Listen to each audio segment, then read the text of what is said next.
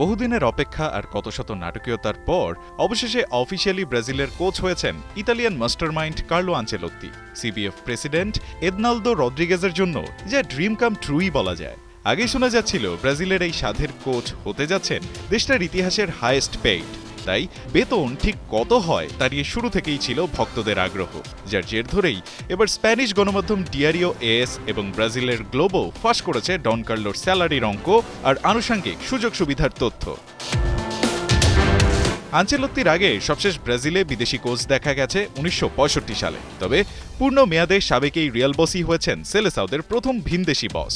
ডিয়ারিও S বলছে Italian এই ম্যানেজারের জন্য প্রতি মাসে ব্রাজিলকে গুনতে হবে $৮,৫০,০০০, যা আগের দুই ম্যানেজার তিতে আর দরিভালের দ্বিগুণেরও বেশি। আর ফুটবল ইতিহাসেই এটা জাতীয় দল বিবেচনায় সবচেয়ে বড় অঙ্কের চুক্তিগুলোর মধ্যে থাকবে ওপরের দিকেই। সব মিলিয়ে বছরে কার্লোর জন্য সেলেসাওরা তাদের গার্ড থেকে খরচ করবে প্রায় $10 মিলিয়ন, যা বাংলাদেশি মুদ্রায় প্রায় ১২১ কোটি টাকার বেশি। এদিকে ব্রাজিলের কোচ হিসেবে আনচেলত্তির চুক্তির মেয়াদ ২০২৬ বিশ্বকাপ পর্যন্ত। ইন্টেনশনটা ক্লিয়ার।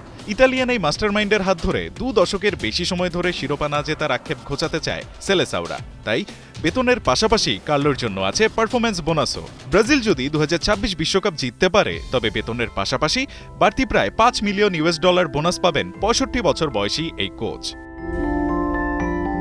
এখানেই শেষ না, রিও ডি জেনিরোতে এই কোচকে দেয়া হবে লাক্সারিয়াস এক অ্যাপার্টমেন্ট, যার খরচ বহন করবে সিবিএফ। তাছাড়া পাবেন প্রাইভেট জেটের সুবিধাও, যাতে ইউরোপে পরিবার আর বন্ধুদের সাথে হরদম রাখতে পারেন যোগাযোগ। পাশাপাশি ব্রাজিলের কোচ হিসেবে আনচেলত্তি সিবিএফ এর অর্থায়নে পাবেন একটি আন্তর্জাতিক স্বাস্থ্য ও জীবন বীমার সুবিধাও।